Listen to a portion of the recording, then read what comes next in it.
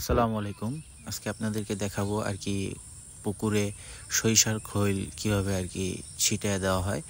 তো প্রথমে আমি আর কি সরিষার খোলগুলো নিয়ে তো এখানে কিছু পরিমাণের পানি দেওয়ার পরে দেখতেই পারতেছেন যে বালতির ভিতরে কেমন জানি হয়ে গেছে।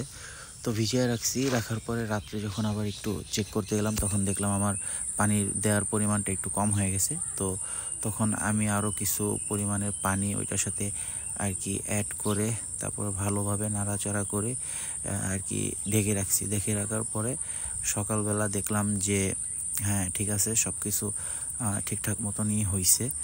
তো সরিষার খোল দেওয়ার কারণ হলো এই সরিষার খোল দিলে পুকুরে জলজ উদ্ভিদ আর কি উৎপন্ন হয়, যার কারণে পুকুরে খৈল দিতে হয়। তো এই সকালবেলা আমি 2টা বালতিতে ভাগ করে নিয়ে খৈলটা তো আমার পুকুর পাড়ে আমি চলে দিতেছি।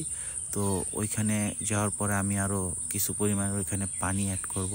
অ্যাড করার পরে ওই যেই সরিষার খৈলটা আছে ওই পানিটা সহকারে আমি পুকুরের চারপাশে একেবারে ছিটিয়ে দিব।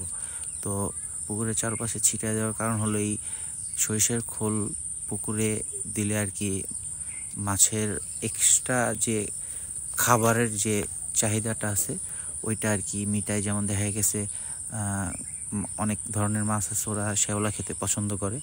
তো সরিষার খোল ছিটিয়ে দেওয়ার পরে দেখা গেছে আমি পুকুরে ওই যে কিছু পরিমাণের বাঁশ এগুলো দিয়ে রাখছি যাতে কেউ আর কি মাছ ধরে নিয়ে যেতে না পারে। তো ওই বাঁশগুলোর সাথে শ্যাওলা আর কি জন্মায় ওইখানে খৈল দেওয়ার কারণে।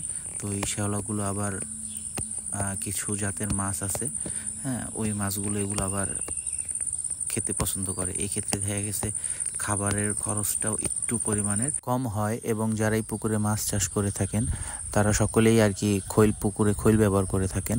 তো আমি যেই খৈলটা কিনে আনছি এটা হলো একদম মানে টাটকা যে খৈলটা, সেই খৈলটা আমাদের এখানে বাজারে প্রতি হাটবারের দিন আর কি সরিষা ভাঙায়। তো এখান থেকে আমি টাটকা খৈলটা কিনে নিয়ে আসছি। এবং কি যারা আর কি বাজারের থেকে পুরনো খৈল কিনেন তো ওই খৈলটা আর কি তেমন একটা ভালো হয় না, অনেক দিনের পুরনো থাকে, মেডিসিন দিয়ে আর কি বস্তাবন্দি করে রেখে দেয় ওরা।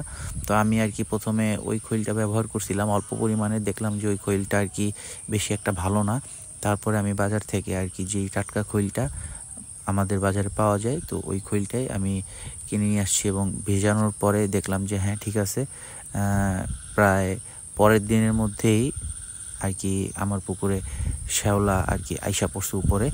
তো পরবর্তী সময়ে আমার পুকুরে যখন আমি মাছ ছাড়বো তো ফিড দেওয়ার পাশাপাশি তখন ওরা এই শ্যাওলাগুলো খেতে পারবে।